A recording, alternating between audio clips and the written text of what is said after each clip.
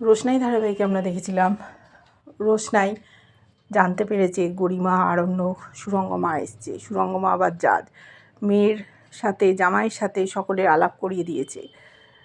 রোশনাই নাচ করবে, কিন্তু ওকে জলের সাথে কিছু একটা মিশিয়ে খাইয়ে দিয়েছে ওরই সমবয়সী ছেলেমেয়েরা। কেউ ওকে সহ্য করতে পারছে না, উঠতে দিতে চায় না। একটা ধাপ পেরোলো তো আবার আরেক ধাপে আটকে দিতে চাইছে। অন্যান্যরা নাচ করলো, কিন্তু রোশনাইয়ের নাচটা অন্যরকম।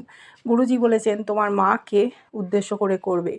পড়ে যাচ্ছিল, গুরুজি বললেন তুমি ঠিক আছো? বললো হ্যাঁ গুরুজি, মনে হয় ড্রেসের সাথে পাটা আটকে গেছে। দুর্দান্ত পারফর্ম করলো, সবাই আপ্লুত, আরণ্য হাততালি দিচ্ছে, গরিমা তাকিয়ে আছে, ও তখন চুপ করে গেছে।